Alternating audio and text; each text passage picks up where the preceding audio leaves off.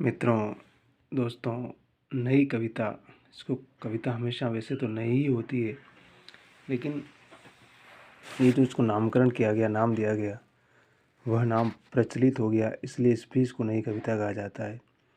तो विषय वस्तु और शिल्प दोनों ही दृष्टियों से इसमें नवीनता है। मुक्त यथार्थ, बौद्धिकता, क्षणवादी जीवन, दर्शन एवं लघु मानव की प्रतिष्ठा। लघु मानव मतलब सामान्य इंसान को कविता में प्रतिष्ठित करना, यानी कि उसको महत्व देना। कार्ल मार्क्स ने कहा ना कि मजदूरों, तुम्हारे पास खोने के लिए कुछ भी नहीं है, पाने के लिए सारा जहां है। तो वो भी चिंतन था, फिर फ्राइड का प्रभाव भी था, और उन सारी चीज़ों ने मिलकर के एक सामान्य इंसान को किस प्रकार से प्रतिष्ठित किया। नए उपमान, प्रतीकात्मकता, बिंबात्मकता, भाषा में नए प्रयोग, इस प्रकार से इस काव्यधारा में बहुत सारी चीज़ें हैं, जिसमें सबसे पहली है नवीनता, कि मतलब नई चीज़ों को कैसे आप एक्सेप्ट करें। कई बार क्या होता है कि समाज में, जीवन में, और हम भी उस पुराने ढर्रे को लेकर चलते रहते हैं, जबकि उसका महत्व खत्म हो चुका होता है, उसकी उम्र पूरी हो चुकी होती है। तो नए विचार को एक्सेप्ट करना एक चुनौती होती है हमेशा, और जब हम उसको एक्सेप्ट नहीं करते हैं, उसको अंगीकार नहीं करते हैं, तो उस पुराने ढर्रे पर ही चलते रहते हैं। अज्ञे ने संभवतः इसी कारण इन कवियों को नई राहों का अन्वेषी नाम दिया है, कि नई नई राहों की खोज करते हैं, किसमें, लिखने में, भाषा में, हर स्तर पर। जिस प्रकार से फ्राइड ने खोज की ना मनोविज्ञान की दुनिया की, कि मनुष्य के भीतर की दुनिया कितनी अनंत है, ये ब्रह्मांड की तरह मनुष्य का मन है। हम इसकी जितनी यात्रा करते जाएंगे, उसकी परतें उतनी ही खुलती चली जाएगी। तो आओ हम उस अतीत को भूलें और आज की अपनी रग रग के अंतर को छू लें। मुद्रा राक्षस कहते हैं कि आप अतीत में इतने मत खोए रहो, वर्तमान को जियो, वर्तमान की क्या चीज़ें उनको समझना होगा। कविता पहली बार कंक्रीट के पोर्च, चाय की प्याली, सायरन, रेडियम की घड़ी, चूड़ी का टुकड़ा, बाथरूम, क्रोशिया, इन सब विषयों को चुना गया, और कैसे न उस खास तरह की शास्त्रीयता से बाहर आकर के लोग जीवन की, चाय वाले पर कविता लिख रहा है, पेड़ पर लिख रहा है, कचरा बीनने वाले पर लिख रहा है, कि मूत्र सिंचित मृतिका की व्रत में तीन टांगों पर खड़ा नत ग्रीव धैर्य धन गदा। ये कविता अज्ञे की। एक मनुष्य क्या है, मूत्र सिंचित करने वाला प्राणी। फिर बौद्धिकता, इससे पहले कविता क्या होती थी, इमोशनल भावों का व्यापार ही समझा जाता रहा, लेकिन इन कवियों ने कहा कि सिर्फ भाव नहीं है, कविता में बौद्धिक विचार भी होता है।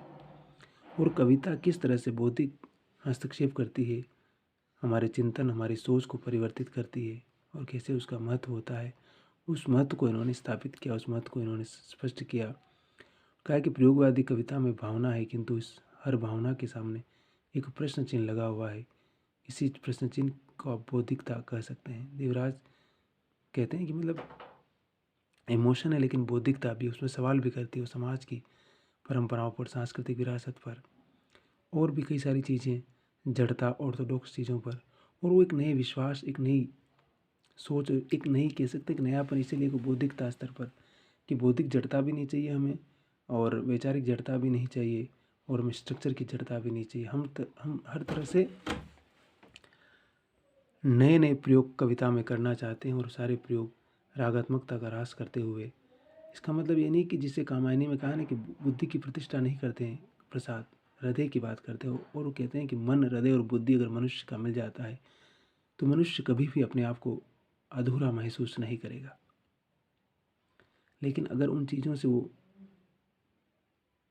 एक को भी छोड़ता है, सिर्फ बुद्धिवाद की प्रतिष्ठा करने से समाज में शांति नहीं आ सकती। हृदय हमेशा ज़रूरत पड़ेगा, हृदय रहेगा तो जीवन में सब रहेगा, क्योंकि बुद्धि हमेशा अतिचार फैलाती है, और वो समय के बाद सुकून, समानता को खो देती है, वो एक समय के बाद वर्चस्व की ओर बढ़ती है, डोमिनेशन की तरफ बढ़ती है। तो संतुलन बहुत ज़रूरी है प्रकृति की तरह जीवन में भी। तो ये बात है। तो कह रहे हैं कि मेरी विशाल बुद्धि,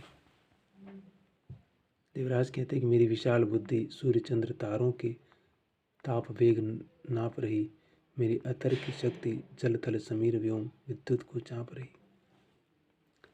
तो अतिशय व्यक्तिकता, फिर मैंने कहा ना अतिशय व्यक्तिकता, जो छायावाद में व्यक्तिकता थी वो अब अतिशय मतलब बिल्कुल कभी खुल के अपने मन के भाव को व्यक्त करने लगा है कि साधारण नगर के एक साधारण घर में मेरा जन्म हुआ, बचपन बीता अति साधारण साधारण सन साधारण खान पान। भारत भूषण जी की कविता, ये तो सिर्फ जीवन के बारे में, लेकिन प्रयोगवादी कवि अपने काम भाव को, अपने भीतर की इच्छाओं को भी बड़े निर्भय होकर व्यक्त करता है और अपने भीतर का विक्षोभ, निराशा, कुंठा, सफलता असफलता सबको खुलकर बोलता है। और ये व्यक्ति का समाज के समक्ष अपनी वास्तविकता को प्रस्तुत करने का, पहली बार सामाजिक मूल्यों को खारिज करते हुए व्यक्ति जीवन की वास्तविकता को कविता के माध्यम से लोगों के सामने अभिव्यक्त करता है। ये बहुत बड़ी बात है कि समाज की नैतिकताएं आपको बहुत बार रोकती है, आपको उस दुनिया में ले जाती है कि जहाँ आप उस एथिक्स के दबाव में इतने अधिक रहते हैं कि आपके मन में जो भाव है आप उसको व्यक्त नहीं कर पाते हैं और सोचते हैं अरे लोग क्या कहेंगे यार, मैं अगर सेक्स की बात करूँगा, मैं इस प्रकार के काम कि मेरी उम्र होगी, मुझे शादी करना है, मुझे प्रेम करना है, अगर इस प्रकार की बात करूँगा तो क्या है, समाज के मूल्य टूट जाएंगे। तो कवि कहते हैं कि मूल्य टूटते हैं तो टूटने दो, आप अपने जीवन को जियो और वास्तविकता को स्वीकार करो कि आओ हम उस अतीत को भूलें और आज की अपनी रग रग के अंतर को छू लें इसी क्षण, क्योंकि कल के वे नहीं रहें, क्योंकि कल हम भी नहीं रहेंगे। अज्ञे बार बार इस बात को कहते हैं कि ठीक है आप संभोग कीजिए और उस क्षण का आनंद लीजिए आप, और अज्ञे क्षणवाद की बहुत बात करते हैं जो कि फ्रायड से आता है कि उस क्षण को अगर हमने जी लिया, छू लिया तो जीवन का हम आनंद ले सकते हैं। और अज्ञे भोगवाद और काम वासना की बात भी करते हैं बार बार कि वासना के पंख सी फैली हुई थी, धारित्री सत्य सी निर्लज्ज नंगी और समर्पित। अज्ञे की कविता ही, अज्ञे क्या कहते हैं कि वासना के पंख सी फैली हुई थी, वो धारित्री सत्य से निर्लज थी और नंगी और समर्पित थी पूरी तरह से। आधुनिक युग का साधारण व्यक्ति सेक्स संबंधी वर्जनाओं से आक्रांत है। ये कुंठाएं काव्य के माध्यम से अभिव्यक्ति पाती, क्योंकि समाज का इतना सारा दबाव है कि आप सेक्स की बात कर ही नहीं सकते।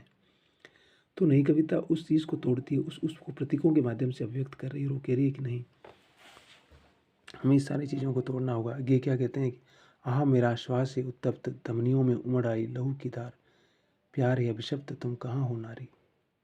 मेरे भीतर काम बह रहा है मेरी धमनियों में और तुम कहाँ हो स्त्री, मैं तुमसे प्यार करना चाहता हूँ। ये अज्ञे की कविता है, मेरी नहीं है। कह रही कि कहाँ हो तुम नारी, मैं तुम्हें भोगना चाहता हूँ, मैं तुम्हारे साथ संभोग करना चाहता हूँ। नहीं, कवि उस भाव को निसंकोच भाव से कह रहा है। बढ़ रही है परिधि मेरे स्तनों की, हसरत जवान है आज कह दो इन उंगलियों से, पेश आए मुनासिब बेरहमी से।